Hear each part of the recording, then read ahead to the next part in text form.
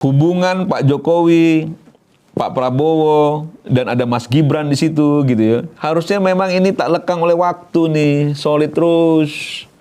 Kenapa kita diminta oleh Pak Jokowi dari awal-awal dulu sampai 2034? Karena Pak Jokowi tulus sayang sama Pak Prabowo-nya.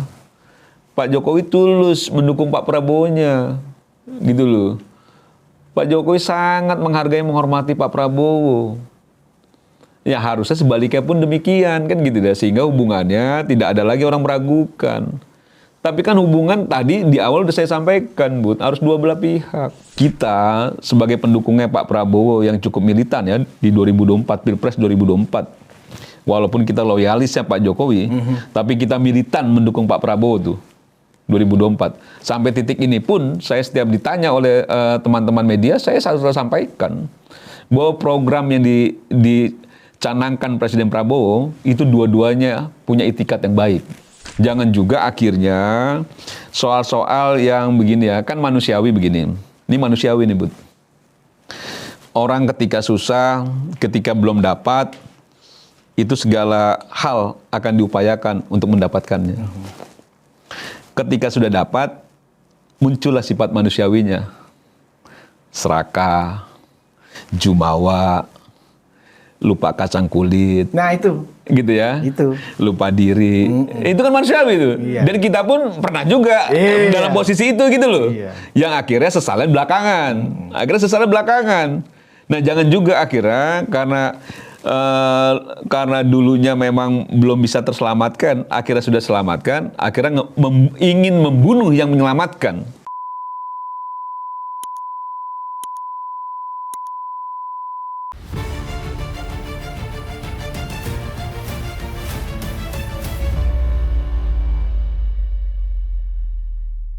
Hai penonton Ruang Konsensus Unpacking Indonesia dimanapun Anda berada, kembali bersama saya Budi Suma'ruf Biliangan Asolo Mulyono.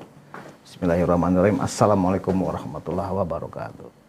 Saya banyak dikomplain oleh teman-teman termol karena setiap opening lupa baca salam. Makanya saya ingatin pada diri saya untuk tidak lupa dengan Assalamualaikum warahmatullahi wabarakatuh. Nah, ini adalah Ruang Konsensus. Ya, kita lihat di sini ya. Di mana ini adalah ruang konsensus antara Pak Prabowo dengan Pak Jokowi. Ya, ini ada maknanya. Ya, bahwa periode kepemimpinan ya Prabowo Gibran sampai 2029 karena telah tercapai konsensus antara Pak Jokowi dengan Pak Prabowo. Ya, ini jangan sampai diabaikan. Nama program saya Ruang Konsensus. Bukan sekedar nama, bro. Apakah nama Ruang Konsensus akan saya ganti menjadi ruang titik-titik-titik? Kita tunggu. Nah, kita tunggu kapan mau diganti. Lihat situasi.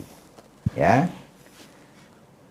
Situasi sekarang sedang nggak asik antara Pak Jokowi dengan Pak Prabowo. Tanda kutip, kayaknya kurang asik nih sekarang.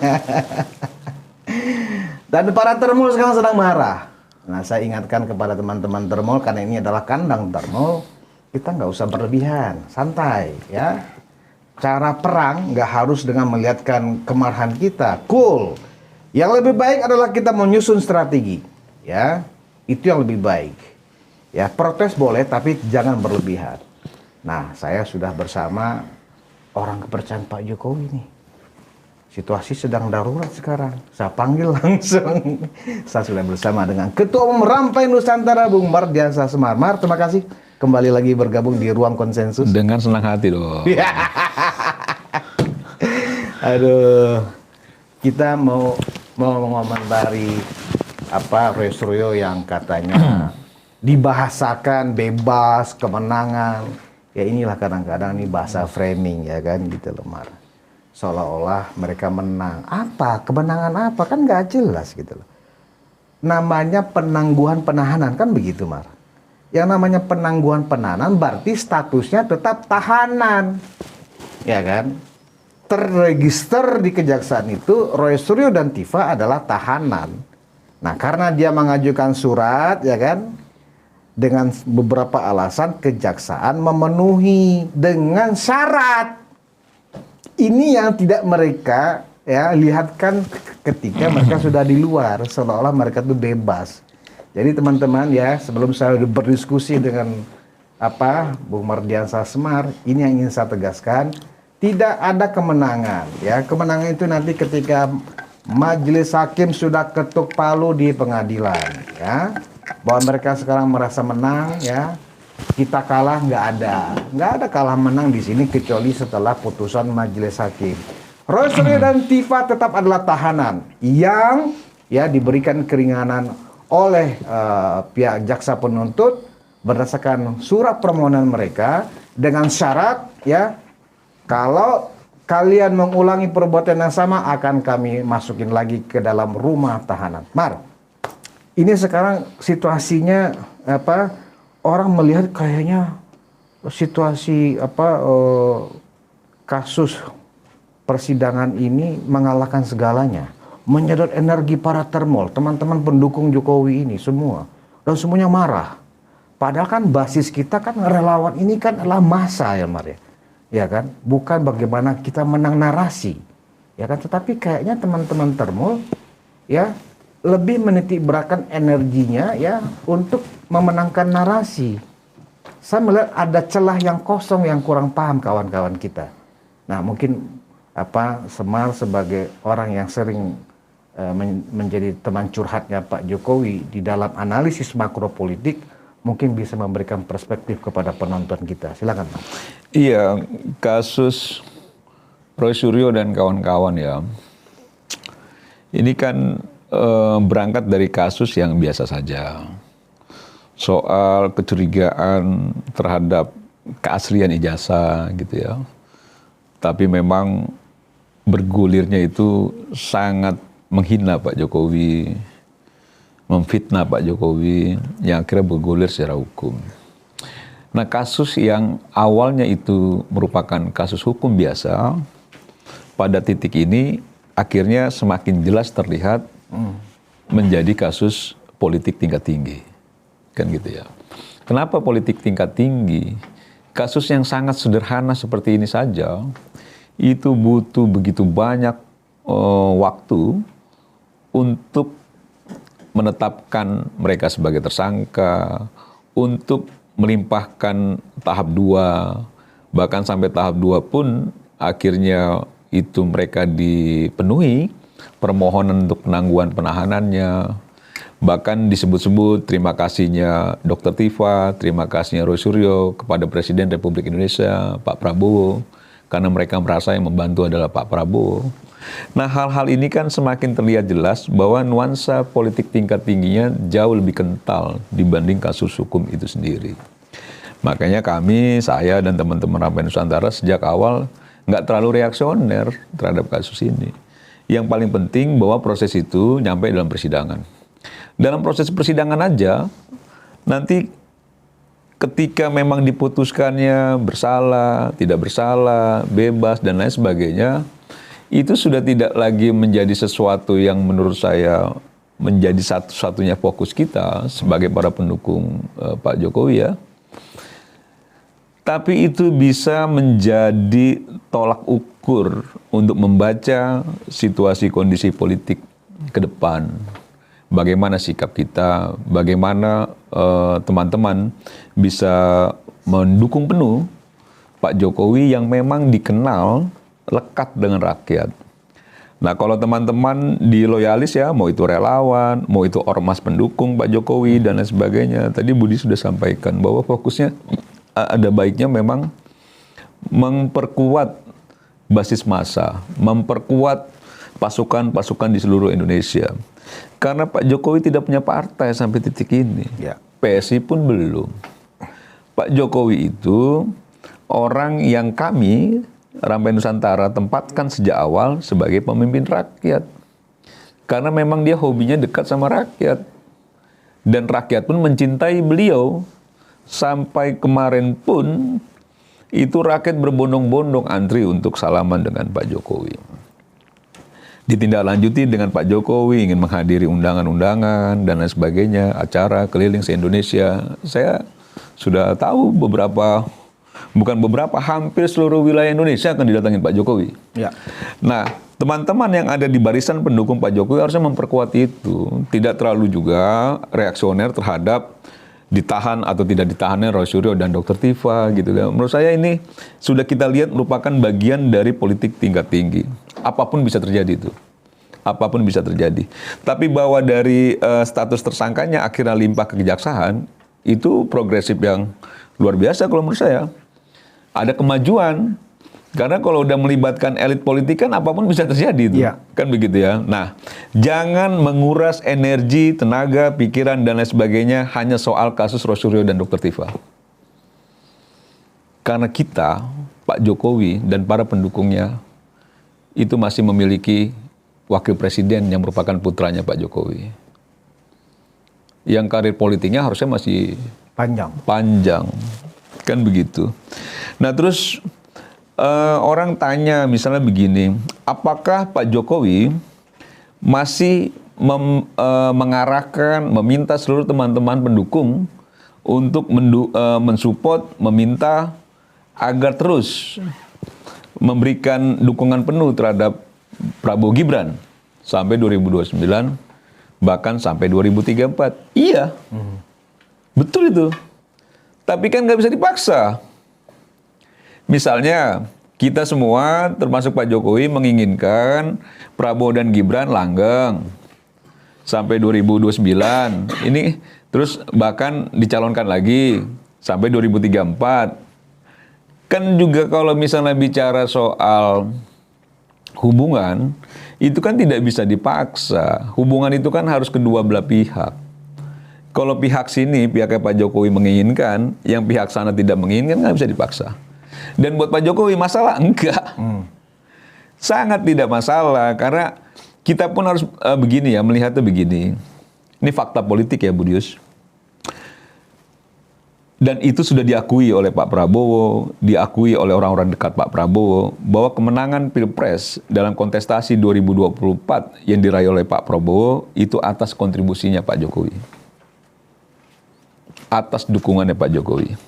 Bahkan kita tahu menjelang 1-2 tahun menjelang Pilpres 2024 kan ada cerita ketika Pak Jokowi tanya ke Pak Menhan.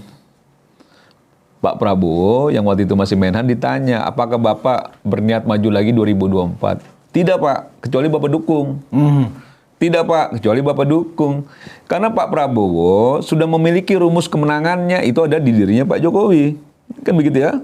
Yang akhirnya juga Mas Gibran yang dulunya memang diplot untuk menjadi kepala daerah di Jawa Tengah atau di DKI Jakarta, itu malah bergeser menjadi wakilnya Pak Prabowo atas permintaannya Pak Prabowo yang diakui juga oleh Bang Dasko dan lain sebagainya. Gitu ya, sampai beberapa kali minta. Nah, ini harus kita lihat utuh nih soal konstelasi politiknya.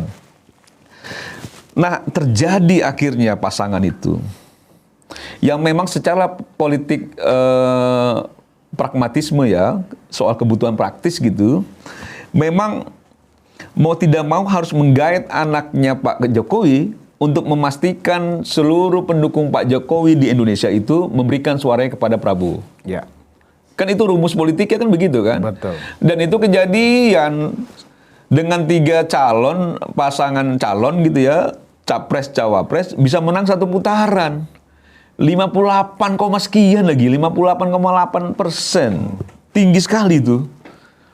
Dan itu berkat dukungan Pak Jokowi yang tidak bisa dipungkiri. Oke ya, kita lihat dalam posisi itu.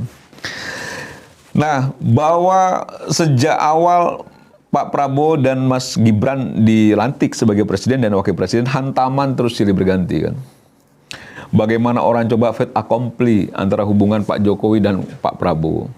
Karena orang-orang pun sadar kalau ini semakin lekat terus, semakin bestinya ini tak tergoyahkan, pasti kelompok-kelompok yang selama ini memang menginginkan kekuasaan tapi belum berhasil-berhasil, merasa makin berat lawannya. Melawan Pak Prabowo aja berat, apalagi melawan Pak Prabowo dengan Pak Jokowi, misalnya begitu. Nah, itu selalu digoyang. Nah, sekarang timbul narasi, sepertinya Pak Prabowo tidak lagi menginginkan Mas Gibran sebagai pendampingnya di 2029, rame sudah. Buat Pak Jokowi nggak apa-apa juga. Nggak masalah. Nggak masalah. Dan Gitu itu loh. sudah disampaikan Pak Jokowi. Iya, nggak masalah. Lo kemarin aja dia yang diminta kok, Mas Gibrannya, sekarang nggak diminta lagi. Ya Nggak nggak apa-apa masalah. juga gitu loh. Iya. Cuman dia harus berpikir, apakah bisa menang tanpa Mas Gibran? Kan gitu loh. Apakah bisa menang tanpa Pak Jokowi? Kan begitu aja tuh hitungannya. Apakah sekarang ini memang sudah betul-betul settle kekuatannya untuk memenangkan Pilpres di 2029? Nah, tinggal berhitung lagi. Kan begitu ya, tinggal berhitung lagi. Karena logikanya kan memang sangat sederhana begini ya. Ini fakta politik. Tahun 2009, Pak Prabowo mencalonkan sebagai wakilnya Ibu Mega. Ya. Kalah. 2014 memberanikan diri maju sebagai calon presiden. Kalah. 2019 juga maju sebagai calon presiden. Kalah. Direkrut sebagai Menteri Pertahanan.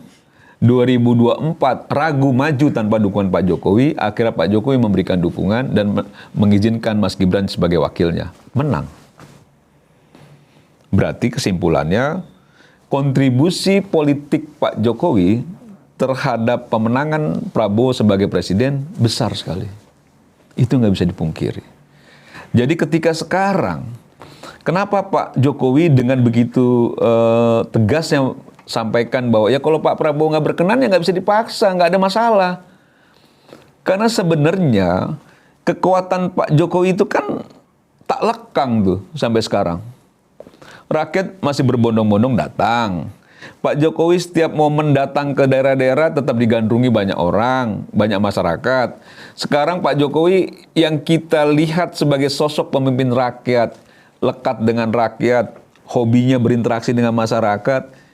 Ya jangan juga banyak orang kesannya keberatan dengan inginnya Pak Jokowi berkeliling menemui masyarakat. Jangan dong, kan gitu loh. Ya biarin aja sambil dia juga Pak Jokowinya itu menjalankan hobinya dengan riang gembira. Ini kan hobinya nih ketemu masyarakat nih.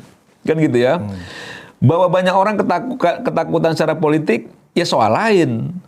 Tapi bahwa hak Pak Jokowi juga menemui masyarakat, jangan dilarang-larang, kan gitu loh. Siapapun nggak boleh melarang itu.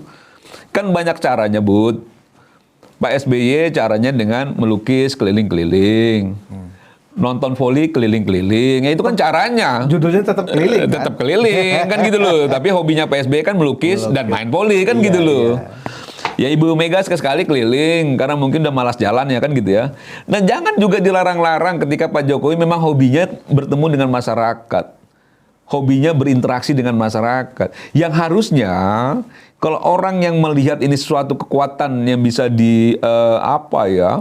yang bisa di-maintain dengan baik, kan Pak Jokowi bisa digunakan juga dalam interaksinya dengan masyarakat untuk meyakinkan berbagai hal masalah yang terjadi di Republik ini untuk tidak membuat masyarakat resah, kan begitu? Kan harusnya begitu, jangan merasa galau. Nah kembali ke soal hubungan Presiden Prabowo dengan Mas Wapres, dengan Pak Jokowi. Menurut kita ya, menurut kami ini yang membersamai Pak Jokowi sudah cukup lama gitu ya, sangat nothing tulus. Pak Jokowi itu dia mengalir saja tuh. Kekuatan rakyat yang dimiliki aja mengalir. Makanya saya beberapa kali juga sampaikan begini. Nggak usah diributin antara teman-teman relawan dengan Partai Solidaritas Indonesia misalnya. Pak Jokowi keliling untuk siapa? Pak Jokowi keliling untuk rakyat Indonesia yang dia cintai dan rakyat Indonesia yang mencintai Pak Jokowi. Dia keliling untuk itu. Dia keliling itu untuk kekuatan dirinya tuh. Karena Pak Jokowi kekuatannya secara fakta politik bisa melampaui partai yang mengusungnya waktu itu. Jauh lebih besar. Berarti memang Pak Jokowi yang punya kekuatan tuh. Kekuatan rakyat ada di dirinya Pak Jokowi. Jadi kalau Pak Jokowi nanti ke PSI, insya Allah PSI-nya akan besar. Jika nanti Pak Jokowinya ke Pak Prabowo, insya Allah Pak Prabowo akan besar. Kalau Pak Prabowo tadi nantinya nggak didatangi sama Pak Jokowi dengan kekuatan besarnya, insya Allah akan mengecil. Kan begitu aja tuh logika sederhananya. Itu kan logika sederhananya tuh, Bud. Itu logika sederhana tuh. Karena dia membawa kekuatan, gitu loh. Dia membawa seluruh kekuatan yang dimiliki selama ini, yaitu kekuatan rakyat ada di diri Pak Jokowi. Pak Jokowi ke A, A-nya besar. Kan begitu. Nah ini kan fakta yang tidak bisa terelakkan. Fakta lain lagi yang bisa menopang argumentasi yang tadi saya sampaikan, misalnya begini. Kita tahu PDI Perjuangan itu menang pemilu 99. Kalah dalam Pilpres. Sakit, sangat. Apalagi waktu itu kita sebagai aktivis 98 ya, kita tahu suasana kebatinan itu. Kita sudah menempatkan Ibu Mega sebagai simbol perlawanan rakyat. Simbol kekuatan rakyat pada masa itu pasca Orde Baru. Dipotong di DPR, MPR. Jadi wakil presiden akhirnya. Kalah dengan Gus Dur. Amin Rais bikin poros tengah dan lain sebagainya. Itu fakta yang nggak bisa terelakkan ya. Akhirnya konstelasi pun bergeser. Gus Dur tergusur, naiklah Megawati yang dulunya jadi wakil presiden menjadi presiden. Oke? Masuk pemilu langsung pertama kali 2004. Ya. Ibu Mega masih menjadi presiden. Kalah dalam Pilpres sampai SBY.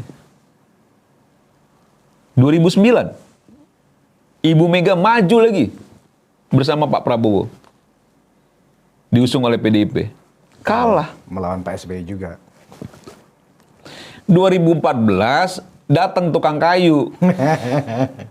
Tukang kayu datang yang dulu pernah digusur rumahnya, kan begitu ya, pernah kena banjir, gitu ya. Dia cuman melihat bahwa lah kalau orang-orang biasa parlente, dia nggak apa-apa lah jadi wajah orang kampung gitu. Ternyata itu laku wajah orang kampung ini. Dari dia wali kota gitu ya. Ini harus kita lihat fakta sejarahnya nih. Wali kota 2 kali menangnya bahkan sampai 90% lebih di periode keduanya. Masuk gubernur DKI Jakarta yang lawannya tangguh-tangguh semua. Apalagi Foke yang dari lahir udah kaya tuh, Bud. Dia brojol udah kaya tuh, Foke itu gitu loh. Dan udah makan asam garam di Pemprov DKI lama sekali. Dan pada saat itu pun dia incumbent. Kalah 2012, mereka semua kalah, Pak Jokowi jadi gubernur. Baru 2 tahun menjadi gubernur, dipaksa oleh sejarah untuk mencalonkan menjadi calon presiden. Dipaksa oleh sejarah itu. Kenapa dipaksa oleh sejarah kalau menurut saya? Karena memang situasi kondisinya tidak bisa dielakkan lagi. Rakyat berminat sekali dengan Pak Jokowi di masa itu. Orang semua tanpa diperintah bikin baju kotak-kotak. Di seluruh Indonesia. Kalau di masa itu, Bud, kalau saya keliling tuh, saya ke Bali, orang pakai baju kotak-kotak, bicara soal Jokowi dan lain sebagainya. Dari warung ke warung. Dari terminal ke terminal gitu. Di masa itu. Begitu besar rasa sayang orang terhadap Pak Jokowi di masa itu. Dipaksa maju 2014 oleh sejarah, menang Pak Jokowi. Melawan Pak Prabowo yang kekuatannya bukan kaleng-kaleng. Yang persiapannya juga bukan kaleng-kaleng. Yang pengalamannya juga bukan kaleng-kaleng. 2019 tarung lagi, menang lagi. PDIP mencalonkan Pak Jokowi. Tapi 2024 PDIP mencalonkan Ganjar, kalah lagi. Gitu ya. Nah ini fakta politik yang tidak bisa menafikan oleh para dewa-dewa, para elit politik yang ada di Republik ini. Sehingga orang selalu bicara bahwa maestro politik satu-satunya di Republik yang paling canggih itu Pak Jokowi. Dengan rentetan sejarah. Dengan rentetan prestasi politik dia.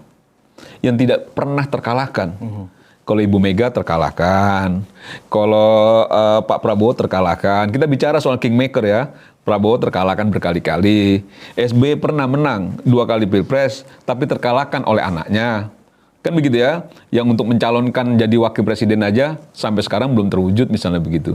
Nah ini soal-soal yang menurut saya bacaannya, jangan juga orang melihat bahwa pasca Pak Jokowi lengser atau selesai jabatan sebagai presiden, kekuatannya luntur. Faktanya kan nggak begitu tuh. Faktanya nggak begitu. Faktanya orang Papua masih merindukan Pak Jokowi, orang NTT masih merindukan Pak Jokowi, apalagi Jawa. Nah dia ingin berinteraksi nih sekarang nih. Dia ingin menyentuh kembali para pendukungnya, loyalisnya, dan lain sebagainya. Salah ya enggak, apalagi dia punya anaknya sebagai wakil presiden. Yang kekuasaan rezim ini harus ditopang juga oleh kekuatan Pak Jokowi agar apa yang dilakukan oleh pemerintah sekarang berhasil. Kan begitu, karena keberhasilan pemerintah sekarang bukan saja keberhasilannya Pak Prabowo sebagai presiden, tapi sebagai Mas Gibran sebagai wakil presidennya, yang faktanya anak atau putranya Pak Jokowi. Kan harusnya memang itu dilakukan, Bud. Kalau saya ini punya anak jadi wakil presiden, pala jadi kaki, kaki jadi pala untuk membantu anak saya agar berhasil, agar rakyat itu betul-betul terpuaskan dengan apa yang dilakukan anak kita. Iya. Kan dimanapun begitu. Anak kita, dia punya apa? Punya prestasi lain hal. Bukan hanya membuat kita bangga, tapi kan bermanfaat juga buat banyak orang. Nah, ini yang ingin dilakukan Pak Jokowi. Jadi kan banyak bangun narasi, apalagi bicara soal kasus Roy Suryo. Terima kasih Pak Prabowo, Dokter Tiba. Terima kasih Pak Prabowo. Kalau itu dimaksud ingin coba memprovokasi agar ada perpecahan antara hubungan Pak Jokowi dan Pak Prabowo, nggak perlu dilakukan. Karena Pak Jokowi sendiri, gitu ya, Pak Jokowi sendiri itu biasa saja. Pak Jokowi sendiri itu melihatnya begini, ya kalau nggak mau jangan dipaksa. Kalau nggak mau saya bantu ya sudah. Kalau nggak saya mau besarkan ya sudah, kan begitu ya. Tapi jangan salahin saya ya, kalau saya pergi nanti ngecil sendiri, misalnya begitu. Iya. Kan begitu loh, ngecil sendiri loh. Artinya, banyak persoalan bangsa loh ini, kan Pak begitu loh. Jokowi mengalir ya. Oh, iya, kan? mengalir saja, jadi nggak ada masalah. Nah, kita kan harus melihat ini banyak hal begini ya, Republik kita sedang tidak baik-baik saja, Bud. Dolar masih 17, 18, 17, 18, kan begitu ya. Orang rame-rame mempersoalkan soal MBG, soal koperasi merah putih dan lain sebagainya. Rame di mana-mana. Karena orang setiap lewat di koperasi misalnya merah putih kosong melompong tempatnya. Seperti kayaknya uang negara dihabiskan percuma, kan begitu. Terus MBG dianggap perlu untuk ditinjau ulang. Karena banyak pemborosan, apalagi ditangkapnya Dadan dan para wakilnya yang akhirnya terbukti korupsi gila-gilaan di MBG. Semakin marah rakyat, semakin marah mahasiswa karena dianggap program unggulannya presiden, kan gitu ya. Dua hal ini programnya bermasalah. Tidak menguntungkan rakyat, sedangkan itu menggunakan APBN, misalnya begitu ya. Nah, kita para pendukung Prabowo dan Gibran kan selama ini kan selalu membackup itu, dalam arti memberikan penjelasan yang real, memberikan penjelasan yang rasional terhadap masyarakat, bahwa memang program-program yang baru ini dengan skala yang sangat besar, itu masih butuh perbaikan-perbaikan terus-menerus, sehingga mencapai titik perfecto. Kan selalu saya sampaikan begitu. Tapi memang kalau kita lihat ya, ketika banyak kritik, banyak desakan untuk mengevaluasi program-program ini, kalau menurut hemat saya, kan harusnya yang diselesaikan akar persoalannya, MBG-nya. Bukan juga akhirnya Presiden justru cara meredam protes itu dengan memberikan ruang kepada kelompok-kelompok yang selama ini menjadi oposisi gitu loh. Kan begitu ya? Iya. Nah, ini yang menurut saya akhirnya tidak menyelesaikan substansi akar persoalannya.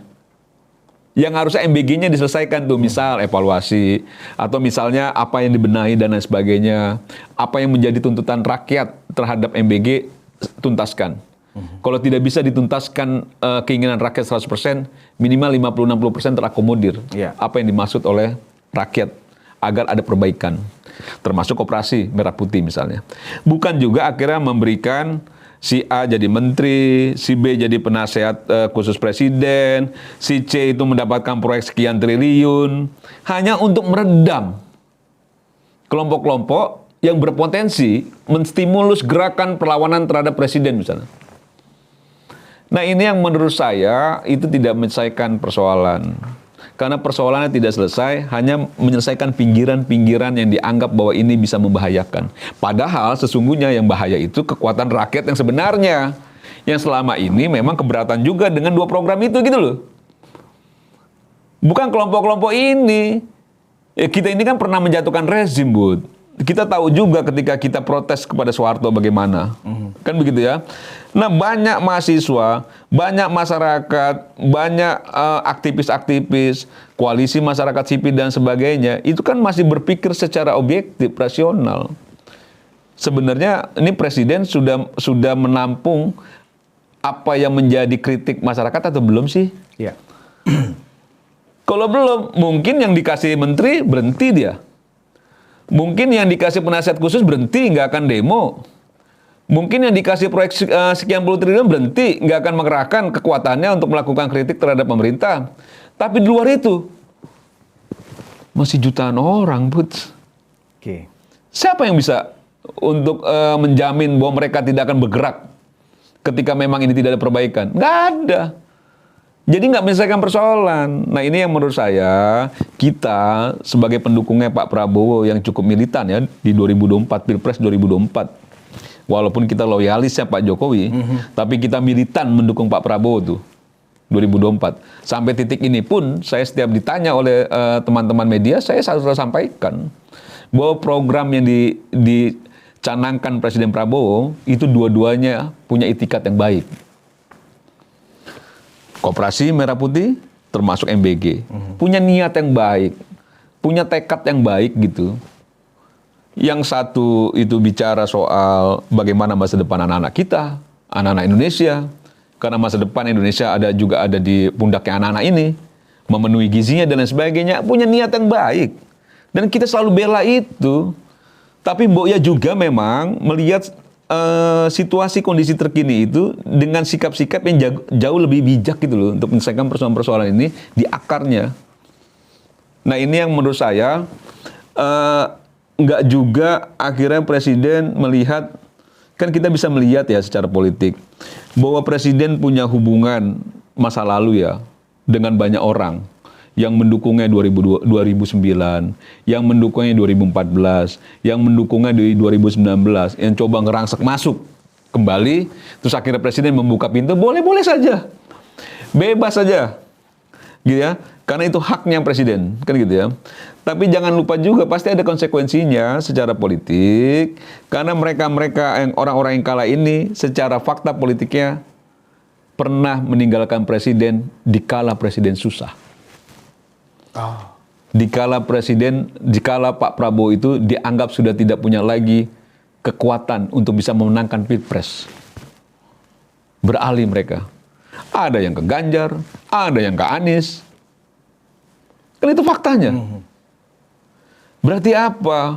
Berarti mereka berhitung secara politik pada waktu itu bahwa Pak Prabowo sudah selesai.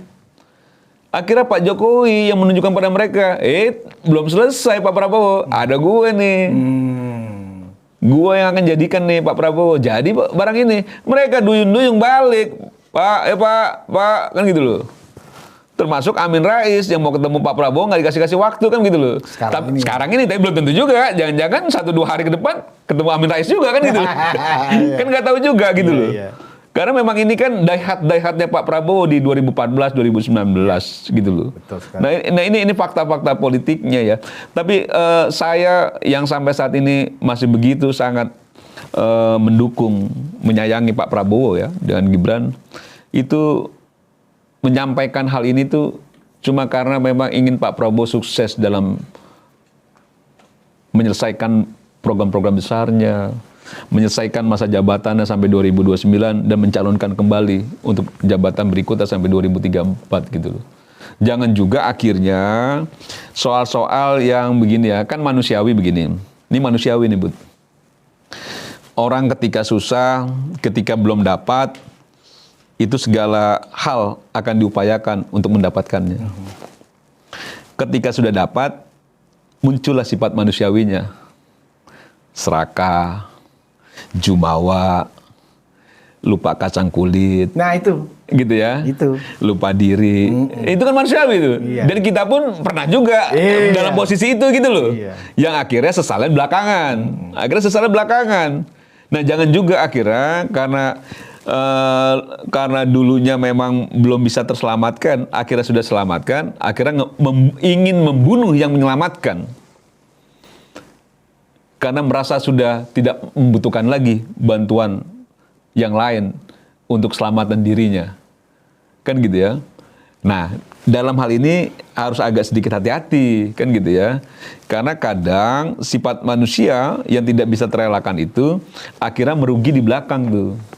Merugi di belakang.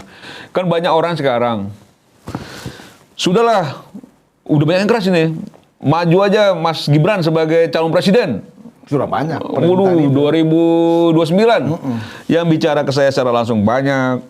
Yang melalui media-media juga banyak orang bicara. Ini bukan soal bagaimana Mas Gibran bertarung melawan Pak Prabowo, bukan itu. Bukan. Ini lebih soal hubungan manis, hubungan baik yang sudah dibangun, gitu ya, udah dibangun selama ini, itu harusnya itu tidak bisa diganggu oleh kepentingan manapun. Hubungan Pak Jokowi, Pak Prabowo, dan ada Mas Gibran di situ, gitu ya. Harusnya memang ini tak lekang oleh waktu nih, solid terus. Kenapa kita diminta oleh Pak Jokowi dari awal-awal dulu sampai 2034? Karena Pak Jokowi tulus sayang sama Pak Prabowo-nya. Pak Jokowi tulus mendukung Pak Prabowo-nya, gitu loh. Pak Jokowi sangat menghargai, menghormati Pak Prabowo. Ya harusnya sebaliknya pun demikian, kan gitu deh. Sehingga hubungannya tidak ada lagi orang meragukan. Tapi kan hubungan tadi di awal udah saya sampaikan, Bud, harus dua belah pihak. Budius pacaran aja, kalau cewek yang Budius mau, suka nggak mau, terus mau diapain? Bunuh? Bertepuk sebelah tangan. Bertepuk sebelah tangan. Tiba-tiba, I love you sayang. Enggak, gue nggak mau, gue mau sama yang lain, kan gitu loh. Iya. Aduh, terus kita akhirnya ke mana? Kita sewa orang untuk santet misalnya gitu. Dukun bertindak misalnya, kan nggak begitu dong, kan Merepet. begitu. Kalau orang Medan kan bilang merepet terus. Merepet ya kan? terus. Nah, makanya saya bilang, ya kalau nggak mau ya nggak bisa dipaksa. Terus kalau nggak, terus Pak Jokowi ya selalu aja. Udah berapa puluh juta rakyat Indonesia di belakang Pak Jokowi. Dan nanti kita lihat ketika Pak Jokowi keliling, antusias masyarakat masih setidaknya turunnya banyak atau enggak ketika dia menjadi presiden. Kalau turunnya nggak banyak, bahaya barang ini, Bud. Bahaya. Jangan-jangan 2029 udah banyak juga yang ngontak Mas Gibran untuk menjadi wapresnya. Hati-hati loh. Hati-hati kan gitu loh. Jangan-jangan ya gitu loh. Jangan-jangan. Ini politik. Gitu ya. Politik ya sekarang mau tidak mau di kabinetnya Pak Prabowo itu banyak juga tokoh politik yang punya partai dan lain sebagainya. Jangan-jangan kesempatan ketika dilepas sama Pak Prabowo, misalnya Mas Gibran diambil langsung jadi wakilnya. Udah jadi wakil saya aja Mas, misalnya gitu. Ya Gibran sebagai anak muda, dia jadi wakil oke. Mungkin dipaksa maju jadi calon presiden juga oke. Kan santai anak muda mah. Waktu masih panjang. Dia masih bisa berhitung gitu loh. Dan biasanya biasanya yang seringkali kita lihat, orang menikah bercerai, saya suka bingung. Kadang si istri yang sudah diceraikan oleh suaminya semakin cantik, Bud. Bener loh. Iya. Semakin dandan, semakin bersolek dia, merawat diri, semakin punya daya tarik luar biasa, gitu loh. Makin disukai. Semakin banyak disukai banyak orang. Yang seringkali suami yang sudah menceraikan menyesal. Aduh, ngapain gue ceraiin ya kan gitu. Nah, ini kan dalam kehidupan seringkali kita lihat begitu gitu. Nah, dalam kondisi politik bisa juga terjadi begitu. Ketika ditinggal, tiba-tiba makin bagus barang ini. Kan gitu kan? Makin banyak orang suka. Nanti menyesal kemudian kan gitu loh. Nah, ini menurut saya politik-politik yang harusnya dicermati dengan sangat bijak ya, sangat bijak. Yang pasti kalau tanya sikap Pak Jokowi terhadap saya, karena saya baru saja ketemu Pak Jokowi, diskusi cukup lama gitu. Pak Jokowi mengalir saja. Pak Jokowi tidak pernah masalah orang yang tidak mau. Tapi kalau orang yang mau, dia akan urus dengan tulus. Kan gitu ya, akan dukung dengan sepenuh hati. Itu Pak Jokowi gitu. Tapi kalau tidak mau ya sudah, kan gitu ya. Karena buat Pak Jokowi, jabatan bukan segala-galanya. Tapi bahwa kenikmatan Pak Jokowi itu membersamai masyarakat, membersamai rakyat, itu jangan dilarang-larang. Karena itu kenikmatan tersendiri. Beliau udah pernah sampaikan beberapa bulan lalu, Mas kalau saya sembuh saya mau keliling, saya mau ketemu masyarakat. Nggak enak juga loh, masyarakat pada datang ke sini, saya sering diundang, saya nggak bisa hadir. Saya udah niat sekali Mas, kalau saya sembuh, saya mau temuin masyarakat. Nah biarkan Pak Jokowi menikmati itu gitu loh. Dan di internal sendiri jangan lagi ribut-ribut. Pak Jokowi mau ke Lampung karena PSI, terus karena BRN, relawan. Sudahlah, Pak Jokowi Karena keliling. projo. Ya, ada apapun lah gitu ya. Pak Jokowi keliling atas keinginan dirinya untuk ketemu dengan masyarakat pendukung dan loyalisnya. Bahwa persoalan dukungan rakyat terhadap dirinya yang kuat itu ingin dia tampung di mana itu nanti, terserah Pak Jokowi. Ya. Itu yang saya bilang. Jangan-jangan dia pusing-pusing bukan ke PSI, dia limpahkan itu dukungan rakyatnya ke Rampai Nusantara. Dari 2 episode kemarin kita sudah bahas itu. Bahas itu ya. Gitu, Bu. Nah, terima kasih, Mar. Sebenarnya kan pertanyaan saya tadi kan pertanyaan tunggal ya. Semar memberikan porsi sampai 38 menit ya. Dan pertanyaan saya pun sebenarnya artinya penangguhan penahanan Roy Suryo kan tadi yang saya tanyakan. Tetapi saya coba membaca sebuah penjelasan yang tersirat ya, yang disampaikan Bung Semar itu. Saya menangkapnya begini, bahwa Bung Semar sedang mengingatkan kembali ke semua kita, termasuk juga kepada Presiden Prabowo tentunya, bahwa persoalan fitnah ijazah palsu ini murni adalah sebenarnya masalah politik, bukan masalah hukum. Pada akhirnya. Ya. Nah, ini yang harus disadari ya. Bagaimana tadi Bung Semar mencoba mengingatkan kembali memori kita ya, akar dari Pak Prabowo menjadi presiden ya. Supaya benar kita selalu diajarkan oleh orang tua dengan pepatah, petiti, itu adalah nasihat. Jangan lupa kacang sama kulitnya. Itu dalam maknanya. Dan makanya saya ingat, foto ini adalah sebuah simbol. Ya, yang harusnya Pak Prabowo juga selalu melihat ruang konsensus. Kalau kemudian banyak orang yang berspekulasi, Mar, bahwa di balik semua ini adalah Pak Prabowo, saya agak perlu mengkaji lebih dalam tesis itu. Yang sebelumnya saya nggak percaya bahwa ini di belakang ini adalah sahabat beliau sendiri. Dari bagaimana Bung Semar mengingatkan kembali akar dari Pak Prabowo menjadi presiden setelah berkali-kali gagal untuk menjadi RI 1. Ini perlu saya kaji lagi lebih dalam. Jangan-jangan tesis ini benar gitu loh. Ya kan? Karena kalau tesis ini salah, saya bersyukur. Oh, ternyata masih bestie. Ya kan? Berarti ada pihak lain yang ingin antara Pak Prabowo dengan Pak Jokowi Berpisah jalan. Berpisah jalan, ya kan? Nah, karena itu ada satu penjelasan Bung Semar, saya pikir itu perlu penegasan dan perlu juga bukti-bukti selanjutnya. Misalnya apa? Oh, berarti Mas Gibran sekarang sedang diawasi pergerakannya, ya kan? Dan baru-baru ini saya juga membaca, Mar, di sosial media dan juga di media mainstream ada perintah dari fraksi dari Gerindra yang notabene itu adalah keponakannya Pak Prabowo, memerintahkan kepada seluruh elit Gerindra untuk memantau gerakan Wapres Gibran. Ini kan nggak sehat, ya? Kenapa harus dipantau? Emang ada apa? Ya kan? Nah, artinya apa? Jadi kalau saat ini seolah-olah kasus Roy Suryo itu ya berlarut-larut, ya kan? Bahkan tidak pernah kita melihat seorang tersangka ya dengan raut muka inosen seperti Roy Suryo, seperti Tifa, seperti Kurniati. Baru kali ini orang yang di depan matanya ada ancaman penjara dan penjara itu sangat pahit di dalamnya, itu pasti wajahnya sudah nggak enak dilihat, sedih, bagaimana membela diri. Ini enggak, Mar. Saya jadi mengerti. Oh, jangan-jangan mereka adalah para dakocan itu loh, ya. Hanya pion-pion yang siap digeser ke sana kemari oleh orang yang sangat berkuasa tentunya, ya.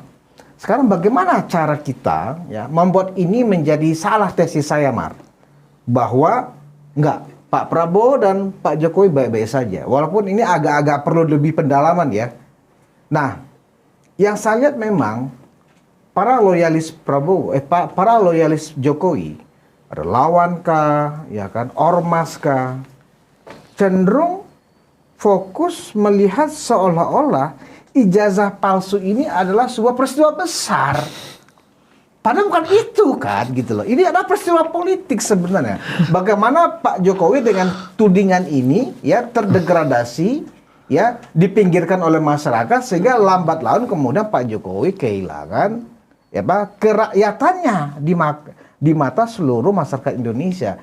Ini saya pikir, Mar, yang perlu kita sadarkan teman-teman relawan, teman-teman militansi Jokowi. Hai para termol dimanapun Anda berada, come on, jangan tertipu oleh permainan drama. Ya, mari rapatkan barisan, kita dukung lagi, kita konsolidasi ke basis masa masing-masing. Ya, karena ada arahan ini, ada gejala ini sebenarnya sedang terjadi. Bagaimana transformasi kekuasaan, ya, para elit yang notabene ini adalah pendukung Pak Prabowo untuk tidak mau lagi bersinggungan dengan Solo. Mudah-mudahan saya salah, Mar. Gimana, Mar? Soal benar atau salah itu tergantung Pak Prabowo-nya. Tergantung Pak Prabowo bagaimana membuktikannya itu? Ya, Oke. tergantung Pak Prabowo menyikapinya, bersikap terhadap Pak Jokowi seperti apa, terhadap Mas Wapresnya seperti apa, dengan berbagai isu yang ada gitu. Itu baru bisa terlihat benar atau salah yang tadi Budi maksud. Karena hubungan mereka ini kalau buat Pak Jokowinya biasa saja, baik-baik saja. Tapi kalau Pak Prabowo-nya tidak mau baik-baik saja, ya itu kan terserah Pak Prabowo. Pak Jokowi juga nggak ada masalah juga. Ya. Karena Pak Jokowi juga bukan kosongan. Bukan kaleng-kaleng juga. Bukan ece-ece juga. Bahaya nih, Bos. Bahaya nih, Bos. Gitu, bahaya nih barang, Bos. Bahasa Bung Sema Bapak Jokowi nggak kosongan itu dalam. Gitu, iya, bahaya nih, Bos. Kan gitu loh, bahaya ini. Ini jangan ditinggal ini barang ini, bahaya ini. Banyak yang ngelirik ini.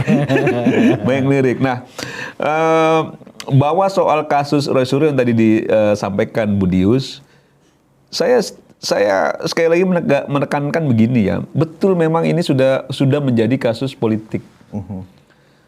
Kasus politik tingkat tinggi. Buat Pak Jokowi, kalau ditanya sikap Pak Jokowi terhadap kasusnya Roy Suryo dan kawan-kawan, karena beliau yang melaporkan, berproses secara hukum, beliau ingin bahwa ini tuntas sampai persidangan. Ya. Beliau tidak juga tuh peduli soal penahanan atau ditahan atau tidak ditahan. Nggak terlalu berpengaruh buat Pak Jokowi. Pak Jokowi lebih fokusnya proses hukumnya sampai persidangan.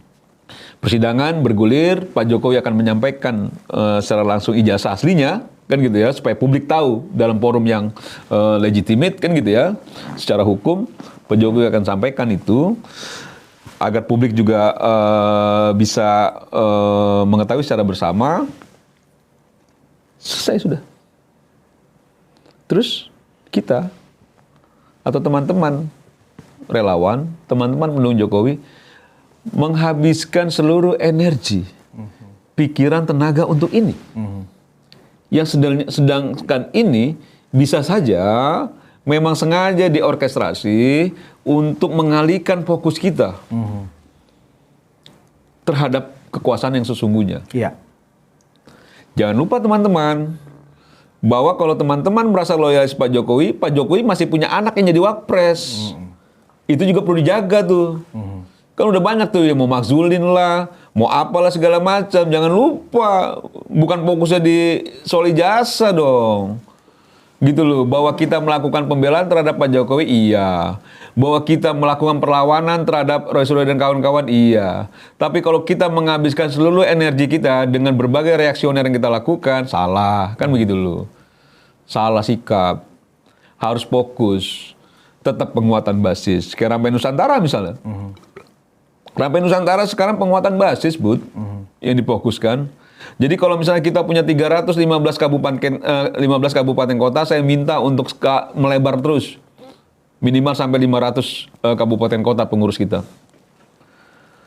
provinsi, tinggal 2 lagi saya mau lantik nanti. Jadi 38 provinsi. Dan kita akan lakukan terus penguatan. Jadi kalau Pak Jokowi tiup peluit, tit, Keluar semua.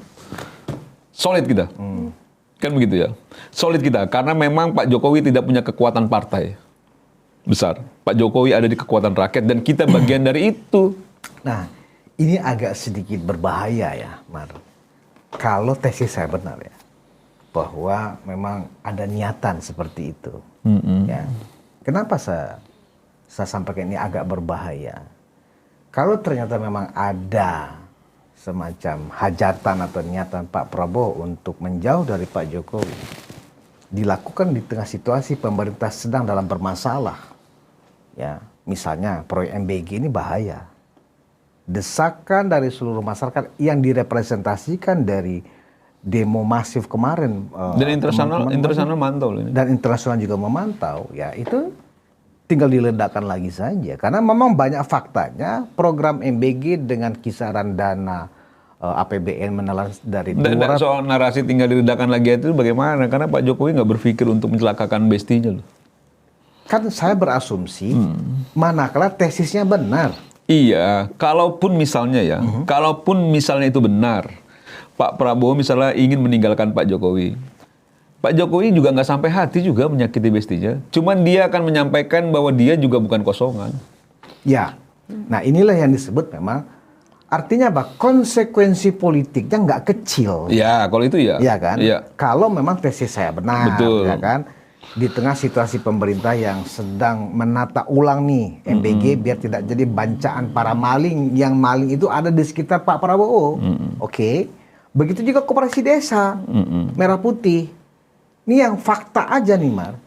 Ketika lebih kurang sebulan yang lalu di daerah Jawa Timur peresmian koperasi desa Merah Putih. Oh, tokonya lengkap, barang-barangnya penuh. 2 hari setelah itu datang wartawan, kosong itu toko. Iya, itu juga faktanya saya lihat langsung. Nah, kok. artinya apa? Pak Prabowo kalau toh begini ya Bapak harus melihatkan sebuah kinerja yang benar-benar cihuy, yang benar-benar membuat kita ya merasakan bahwa presiden kita bekerja secara maksimal dan nggak ada celah untuk terjadinya tipu-tipu di dalam pelaksanaan anggaran pembangunan gitu loh. Berarti yang dimaksud Budius, ya saya bisa menarik benang merahnya ya. Ketika Pak Prabowo betul ternyata memutuskan untuk berpisah jalan dengan Pak Jokowi, itu harusnya memang di saat beliau sebagai presiden itu berhasil menata Right. ini dengan baik semua. Tepat sekali, itu Tapi yang saya ketika dia disorot, Presiden Prabowo disorot oleh banyak masyarakat terkait dengan berbagai kebijakan dan lain sebagainya. Dan banyak isu lain. Dan banyak isu lainnya gitu ya. Tiba-tiba dia memutuskan berpisah jalan, ini kurang tepat. Kurang tepat. Iya, karena ya. akhirnya mengurangi kekuatannya, Betul. akhirnya menambah potensi terjadinya kritik yang jauh lebih keras lagi terhadap presiden atau rongrongan yang lebih berat lagi terhadap Betul. presiden. Gitu kan? Ibaratnya begini, Mar. Ketika kita ingin fight dengan orang, Iya. kita harus lihat badan kita dulu. Kita Iya, lagi sehat lagi segar bugar Lagi nggak? fit nggak, Jangan, kan, gitu. jangan abis begadang malah. Ini abis Habis begadang, begadang. makan juga kurang, kan gitu ya. Utang banyak tagihan, ya Banyak kan? tagihan. Bagaimana kita bisa menghadapi Iya. ya orang yang mau kita bidik, Oh betul juga. ya kan? Artinya kalau itu yang dilakukan oleh Pak Prabowo, harusnya Pak Prabowo dalam keadaan fit, Iya. ya dalam keadaan benar-benar siap tempur. Kan Iya. ini kondisinya nggak seperti itu. Iya. Iya. Malah kalau saya menggunakan diksi lagi terhuyung-huyung, ya seperti itulah mungkin kondisi Pak Prabowo dalam bagaimana menuntaskan program-program prioritasnya, program-program unggulannya yang ternyata banyak salah sasaran, minimal salah dalam penggunaan anggaran.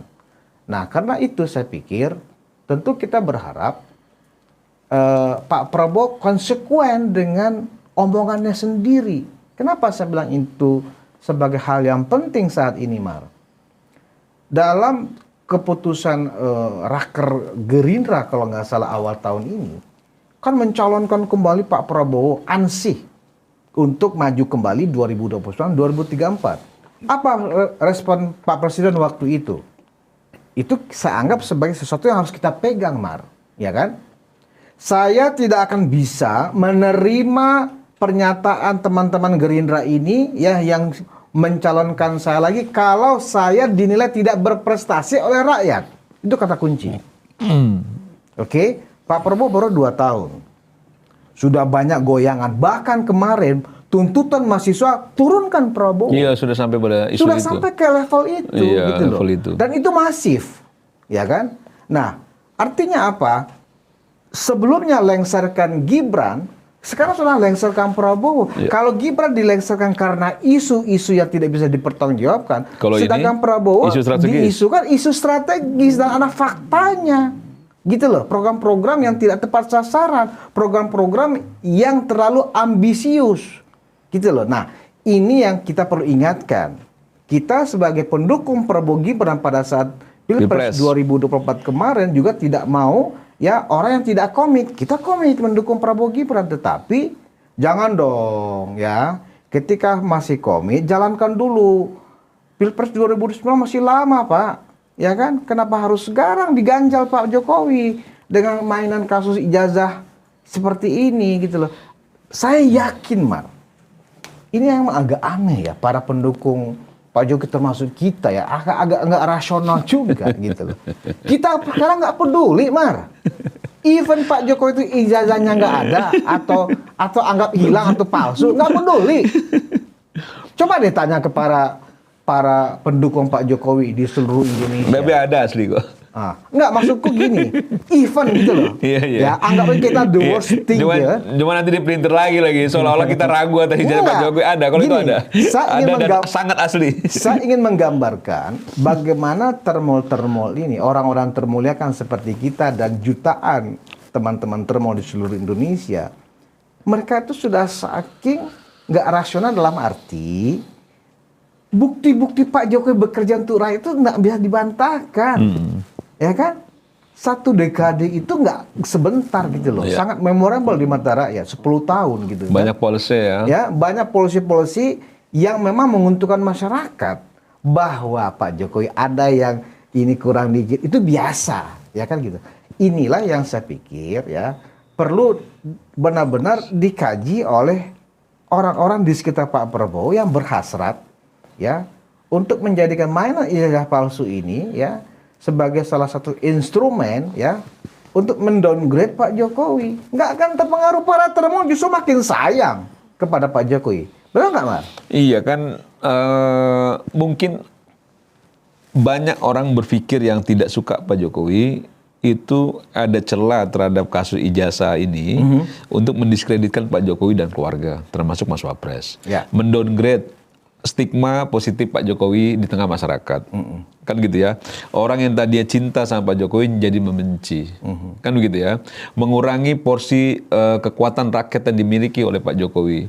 Sehingga dalam situasi kondisi apapun nanti di politik ya, tingkat nasional nanti, mau itu Pilpres, pemilu dan lain sebagainya, Pak Jokowi tidak lagi memiliki kekuatan yang signifikan. Nah, ini yang salah kaprah sebenarnya, salah kaprah. Karena kalau kita lihat ya, denyutnya masyarakat kita itu yang mencintai Pak Jokowi masih di atas 70-75%. Masih sayang. Dan karena legacy juga Pak Jokowi itu cukup banyak, cukup besar. Bagaimana dia bisa, itu yang berkali-kali saya sampaikan, saya ini orang Sumatera, Bud. Sama kita. Orang Palembang. Jadi kalau Palembang itu kan tanggung ya. Kalau naik pesawat itu kadang kita lebih menikmati naik darat. Kan gitu ya, nyebrang, Bakau gitu ya, Lampung, nggak lama masuk Palembang. Oke ya. Sejak saya kecil, saya sering kali mudik tuh sama orang tua saya ke Palembang, pakai mobil. Itu 18 jam, Bud. Mau lewat hutan, ada banjir loncat lah, resiko kita di begal lah dan lain sebagainya lah. Daerah Sumsel itu kan rawan Betul, begal ya betul. kan? Terus dulu ada wacana mau bikin jalan tol, karena Bu Mega jadi presiden, Pak Taufik Kemas kebetulan orang Palembang juga tuh, kan begitu ya. Nggak terrealisasi juga tuh. Nah, saat Pak Jokowi jadi presiden, itu direalisasikan, Bud, jalan tol itu. Betul. Jadi waktu saya coba tuh, saya masuk dari Merak, Pelabuhan Merak, naik kapal, bakau turun, tiba-tiba tol. Ya Allah, sujud syukur saya. Dalam arti sebagai orang Sumatera ya, orang Palembang, akhirnya saya merasakan punya tol. Betul. Dan itu Pak Jokowi yang mewujudkan. Belum lagi di wilayah-wilayah yang lain, Papua dan lain sebagainya gitu loh. Nah, ini legacy yang ditinggalkan oleh Pak Jokowi yang tidak bisa dipungkiri, tidak bisa juga dimenafikan. Itu yang melekat pada masyarakat sehingga masih mencintai sampai sekarang. Betul. Gitu ya. Nah, saya cuma pesan ya, Presiden Prabowo yang terhormat, yang kita sayangi bersama, jangan juga mudah terkecoh dengan banyak orang yang menjilat. Ya. Banyak orang yang coba untuk mengolah, kalau tanda kutip ya, kalau kata Bahlil mengolah, ini banyak orang jago olah kan gitu ya, jago olah. Nah, jangan juga gitu ya, itu akhirnya terkecoh dengan hal-hal yang kayak gitu. Misalnya kemarin PKB sudah lumayan keras tuh nyentil PDIP. Betul. Kan gitu ya, jangan abu-abu PDIP. PKS juga begitu. PKS juga begitu. Ya karena memang terlihat sekali seolah-olah mesra bergandeng tangan dengan Pak Prabowo tapi menghantam. Betul. Tapi mengkritik keras. Nah, ini kan persoalan, harusnya memang dipertegas itu. Jadi Pak Prabowo pun punya sikap tegas juga. Kalau Pak Prabowo tidak punya sikap tegas, kita khawatir sebagai presiden yang kita dukung, itu akan menjadi beban berat buat Pak Prabowo sendiri. Di satu sisi diakomodir semua, di sisi yang lain mereka untuk menarik menarik simpati masyarakat, karena banyak masyarakat yang juga tidak bersimpati terhadap program presiden, melakukan juga kritik. Gitu loh. Misalnya PDIP-nya. Nah, ini kan nggak fair. Dan PDIP juga, harapan kita ya, sebagai partai besar, harusnya punya sikap yang jelas. Kalau ditanya soal penyeimbang. Bagaimana penyeimbang? Memang ada dalam konteks politik nasional kita itu penyeimbang, partai penyeimbang. Nggak ada. Nggak ada gitu loh. Partai pemerintah, partai bukan pemerintah. Misalnya gitu loh, yang tidak masuk dalam pemerintahan, yang di luar pemerintahan. Yang di luar pemerintahan jangan seolah-olah ada di dalam, yang di dalam juga jangan seolah-olah ada di luar, kan begitu loh. Harus jelas lah kelaminnya gitu loh. Nah, ini yang menurut saya harus clear. Apalagi partai-partai lain pun juga sudah gelisah ya dengan sikap-sikap manuver-manuver politiknya PDIP gitu. Nah, ini menurut saya Pak Presiden harus juga cermat lah untuk melihat setiap langkah orang yang ingin mengolah dirinya, ingin mengkondisikan dirinya, ingin menjilat dirinya, apakah itu betul sesuatu hal yang memang diperlukan oleh presiden, dibutuhkan oleh presiden, atau memang ini cuma olah-olah saja. Nah, ini menurut saya harusnya presiden lebih cermat. Ya. Karena yang rugi kita juga, Bud. Harus lebih cermat, dan kita sudah 1 jam, Mar. Ya. Saya pikir memang poin yang perlu kita pertegas lagi kepada seluruh masyarakat Indonesia, kasus tudingan ijazah palsu Pak Jokowi ya, itu adalah sebuah peristiwa politik yang ya diberikan bobot kasus hukum. Iya. Kan? Jadi kita jangan terjebak di situ. Kira-kira begitu ya, Mar ya? Betul. Terima kasih kepada Bung Mardian Sasmar, Ketua Umum Rampai Nusantara, yang sebentar lagi mungkin jadi partainya Pak Jokowi.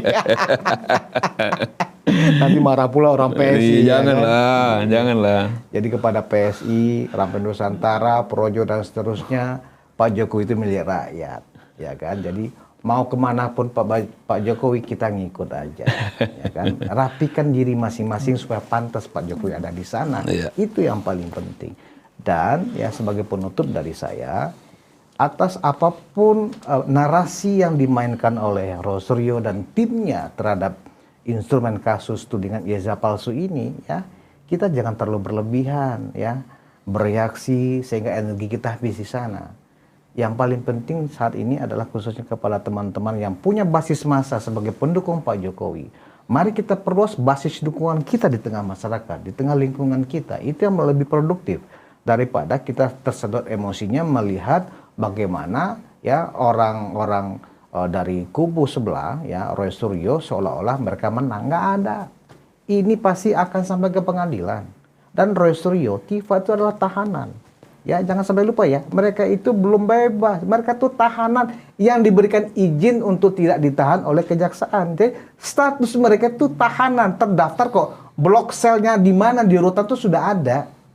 Oke, jadi jangan sampai ketipu kita. Cuma tidak ditempatkan aja. Cuma tidak ditempatkan saja. Dia itu tetap tahanan.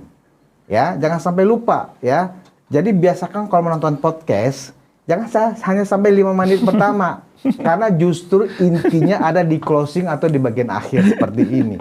Itulah pesan-pesannya. Dan bukan kemenangan ya. Dan bukan kemenangan ya, tidak ada kemenangan. Bukan kemenangan ya. Resuro CS, justru kekalahan dia itu. Ini adalah awal mereka itu bakal tersungkur. Kenapa? Nih, saya tambahin lagi nih Mas. Sebenarnya ini udah mau selesai nih Mas. Ya bayangin aja, saya yakin jejak Pak Jokowi 99,9% palsu. Lah, dia sendiri ingin menghindar dari persidangan. Kan nggak masuk akal. Ya, artinya apa? Mereka sekarang lagi berupaya nih menyusun persiapan persidangan. Apa yang mau kita ajukan nih supaya 99,9% ijazah Pak Jokowi palsu itu dibenarkan oleh majelis? Nggak ada, mereka pusing itu sekarang. Percaya deh. Sementara Pak Jokowi makanya berkoper-koper itu dokumen saksi bukti-bukti yang dibawa oleh penyidik ke kejaksaan. Buktinya sangat cukup. Mau taruh kita, taruhlah kita di pengadilan. Oke, tetap semangat.